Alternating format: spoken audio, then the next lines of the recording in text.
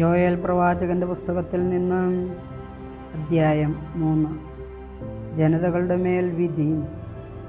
ആ നാളുകളിൽ ഞാൻ യൂദായുടെയും ജെറുസലേമിൻ്റെയും ഭാഗധേയം നിർണയിക്കുന്ന നാളുകളിൽ ഞാൻ എല്ലാ ജനതകളെയും ഒരുമിച്ച് കൂട്ടുകയും യഹോഷാഫാത്തിൻ്റെ താഴ്വരയിലേക്ക് കൊണ്ടുവരികയും ചെയ്യും.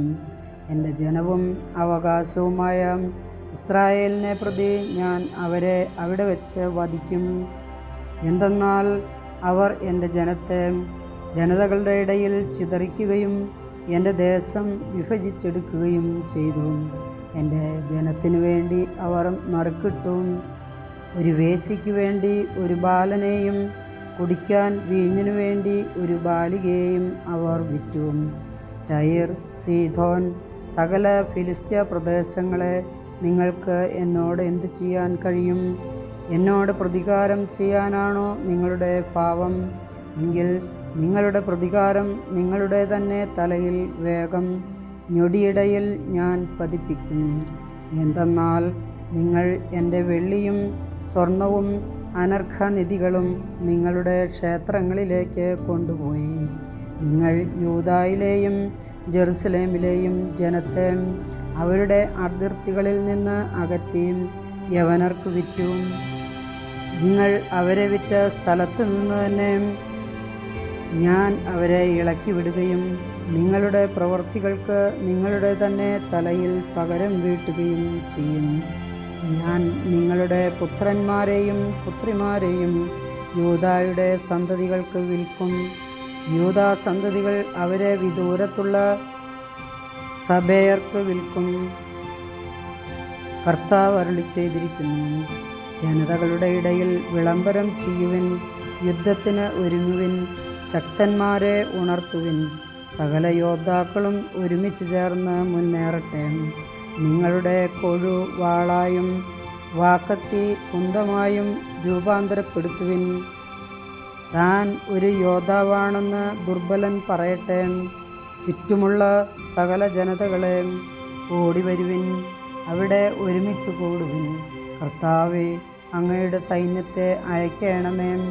ജനതകൾ ഉണർന്ന് യഹോഷാഫാത്തിൻ്റെ താഴ്വരയിലേക്ക് വരട്ടെ. അവിടെ ചുറ്റുമുള്ള സകല ജനതകളെയും വിധിക്കാൻ ഞാൻ ന്യായാസനത്തിൽ ഉപവിഷ്ടനാകും. അരിവാൾ എടുക്കുവിൻ, വിളവ് പാകമായിരിക്കുന്നു, ഇറങ്ങി ചവിട്ടുവിൻ. മുന്തിരിച്ചക്ക് നിറഞ്ഞിരിക്കുന്നു, തൊട്ടികൾ നിറഞ്ഞൊഴുകുന്നു. അവരുടെ ദുഷ്ടത അത്രയ്ക്ക് വലുതാണ്. വിധിയുടെ താഴ്വരയിൽ അതാ ജനസഞ്ചയം. വിധിയുടെ താഴ്വരയിൽ കർത്താവിൻ്റെ ദിനം അടുത്തിരിക്കുന്നു.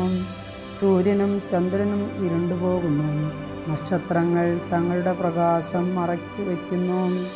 ഇസ്രായേലിന് അനുഗ്രഹം. കർത്താവ് സിയോനിൽ നിന്ന് ഗർജിക്കുന്നു, ജെറുസലേമിൽ നിന്ന് അവിടുത്തെ ശബ്ദം മുഴങ്ങുന്നു. ആകാശവും ഭൂമിയും പ്രകമ്പനം കൊള്ളുന്നു. എന്നാൽ കർത്താവ് തൻ്റെ ജനത്തിന് അഭയമാണ്, ഇസ്രായേൽ ജനത്തിന് ശക്തിദുർഗം. എൻ്റെ വിശുദ്ധ പർവ്വതമായ സിയോനിൽ വസിക്കുന്ന നിങ്ങളുടെ ദൈവമായ കർത്താവാണ് ഞാൻ എന്ന് നിങ്ങൾ അറിയും. ജെറുസലേം വിശുദ്ധമായിരിക്കും. അന്യർ ഇനി ഒരിക്കലും അതിലൂടെ കടന്നു പോവുകയില്ല. അന്ന് പർവ്വതങ്ങളിൽ നിന്ന് മധുരവീഞ്ഞ് ഇറ്റു വീഴും, കുന്നുകളിൽ നിന്ന് പാൽ ഒഴുകും. യൂദായിലെ അരുവികളിൽ ജലം നിറയും. കർത്താവിൻ്റെ ആലയത്തിൽ നിന്ന് ഒരു നീരുറവ പുറപ്പെട്ട് ഷിത്തീം താഴ്വരയെ നനയ്ക്കും. യൂദായിലെ ജനത്തോട് അക്രമം പ്രവർത്തിക്കുകയും അവരുടെ ദേശത്ത് വച്ച് നിഷ്കളങ്ക രക്തം ചിന്തുകയും ചെയ്തതുകൊണ്ട് ഈജിപ്റ്റ് ശൂന്യമാവുകയും ഏദോം നിർജ്ജനഭൂമിയാവുകയും ചെയ്യും. എന്നാൽ യൂദായും ജെറുസലേമും തലമുറകളോളം അധിവസിക്കപ്പെടും. അവരുടെ രക്തത്തിന് ഞാൻ പ്രതികാരം ചെയ്യും. കുറ്റവാളികളെ ഞാൻ വെറുതെ വിടുകയില്ല. കർത്താവ് സിയോനിൽ വസിക്കുന്നു. കർത്താവിൻ്റെ വചനം.